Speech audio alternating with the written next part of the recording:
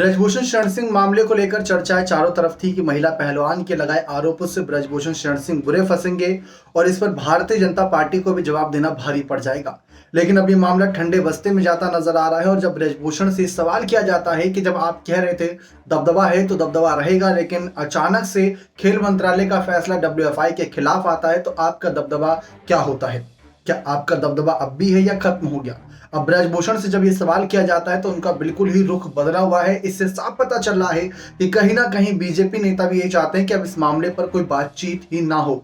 दरअसल यही सवाल फिर से किया गया ब्रजभूषण शरण सिंह के कि भाई आपका दबदबा था उसका क्या हुआ, तो उन्होंने कहा कि अब कुश्ती से उनका कोई लेना देना नहीं, कुश्ती से वे संन्यास ले चुके हैं।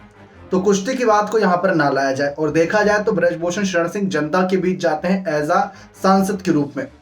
बीजेपी सांसद है केसरगंज सीट से, तो खेल से जुड़ी जो बातें थी, जो महिला पहलवान से जुड़ी जो बातें थी, वह उनसे पूछी भी नहीं जा रही हैं, उन पर कटाक्ष भी नहीं किया जा रहा, जिसकी वजह से मामला तूल ही पकड़ता नजर नहीं आ रहा है।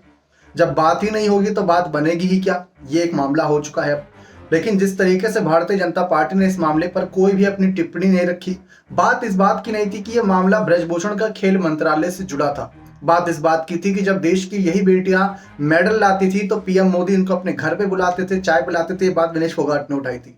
लेकिन जब बात हमने उठाई महिला पहलवानों के साथ छेड़छाड़ की तो पीएम मोदी ने चुप्पी साधे रखी। एक बयान जिसे कहते हैं सिंगल स्टेटमेंट तक उनकी तरफ से नहीं दिया गया, तो उस पर सवाल खड़े होने बनते हैं। बात चारों तरफ राम राज्य की भी हो रही है तो कांग्रेस पार्टी उन पर निशाना साधती है कि राम राज्य में भी ऐसी कुछ घटनाएं होती थी।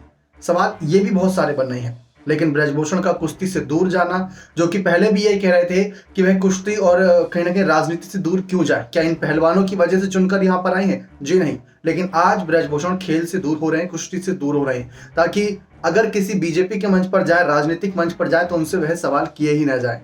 ऐसे महिला पहलवान जो अभी हाल ही में एक बार फिर से बिल्किस बानो को जब न्याय मिला, सुप्रीम कोर्ट ने उनके आरोपियों को फिर से जेल भेजा, तो उस पर खुशी जताते हुए कहा कि चलो देश में अब भी न्याय बचा है और न्याय मिल रहा है। ऐसी ही उम्मीद हम भी लगाए बैठे हैं। तो विनेश फोगाट, साक्षी मलिक और बजरंग पुनिया जो अपने सालों की मेहनत से जीते हुए मेडल पुरस्कार को वापस करने गए, दिल पर पत्थर रखकर उसको राजनीतिक स्टंट कहा जा रहा है। जरा सोच कर देखिए, क्या वह इस लायक थे कि वह जो अर्जुन पुरस्कार जीतने के लिए इतने सालों की कड़ी तपस्या मेहनत लगती है, उसको वापस करने जाना पड़ रहा है।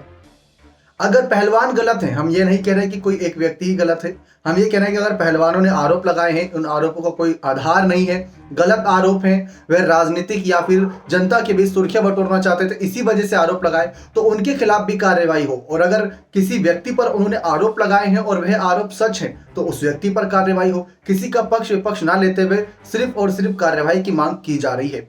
बने रहे चैनल के साथ। बहुत बहुत धन्यवाद।